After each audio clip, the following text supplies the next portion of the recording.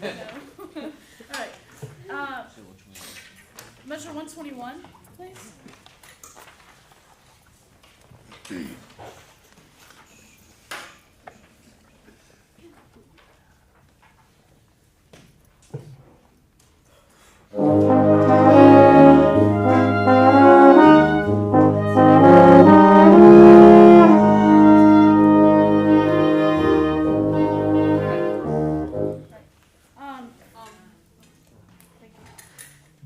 Lead to the half note more in measure 121, the third beat in measure 122, and the downbeat of 124. No, that was not wrong to say, Okay. but you could have just said, please exaggerate what you see. Okay. All right. 121, please.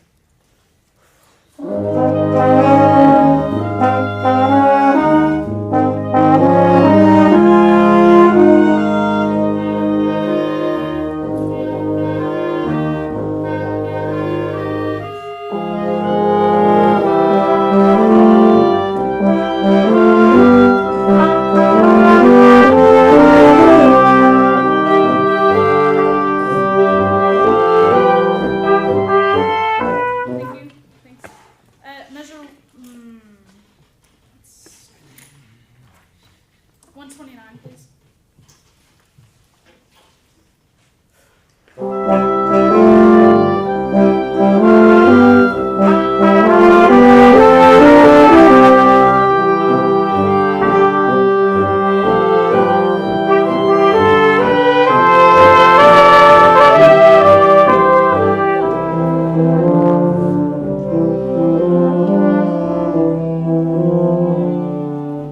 All right.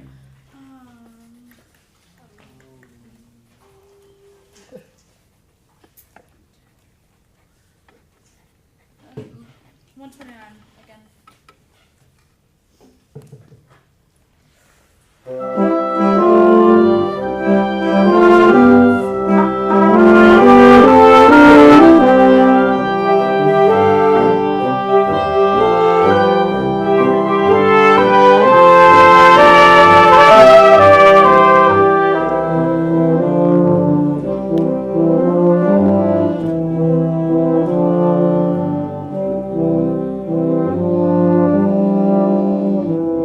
Okay, so let's do that again, because you're one beat off from where you think you are. Okay.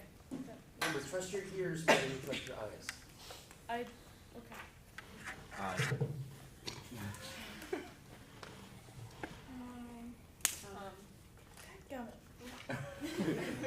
So what are you thinking now? Because you can tell you're frustrated about something, so what's the disconnect? I wasn't looking down at all. It's what So- you're thinking. You're not listening. If you were really listening, you'd know that there's another couple beats to the end of that phrase. Mhm. So you're thinking or looking more than you're listening. Oh, but not necessarily at this. Okay. Yeah. Okay. All right. So go back a little bit and get that ending going. And specific conducting. You tend to cue entrances as they're happening, which is late. Okay. So try to live a little bit further in the future. All right. Measure 121, please.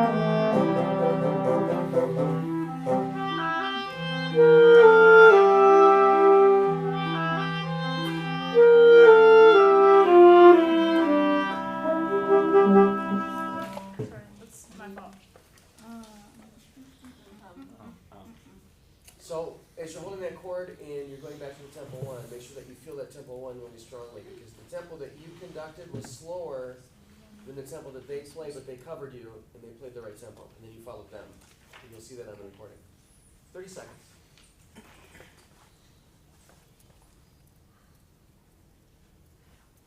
I feel like I'm missing something, but I'm asking a question. Oh. I feel like I'm missing something, but I don't know what it is or how to tell what it is. Does that make sense? I think because of the complexity of the piece, there's a lot of things coming at you, you don't know where to go. The whole purpose that I was excited about you choosing this piece was for the difficulty and challenge of conducting all the entrances.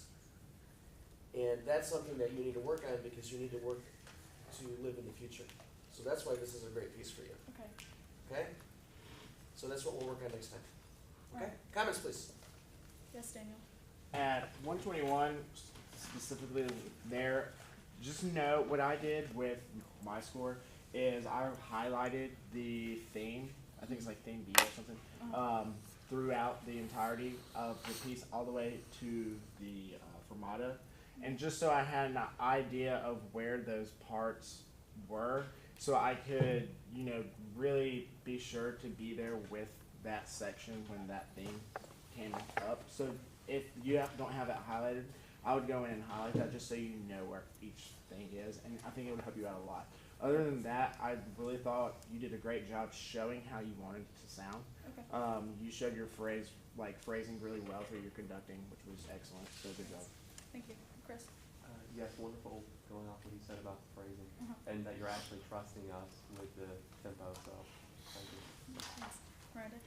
You're trusting us, but you're not trusting yourself, Okay. okay? Trust yourself. You know this piece better than I think you do.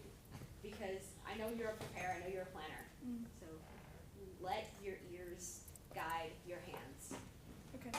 Erin, at the beginning, I think the reason you were showing, as Daniel said, your phrasing really well, but the reason they weren't following you as well is because you're using your sagittal plane, which is the plane that goes straight in and out. Okay. And the front row can kind of get that, but anything beyond that, they can't quite see it. It's just, if I put my hand closer to you or further away, you can't quite tell. It's just like a car in the distance. You can't tell how fast it's going.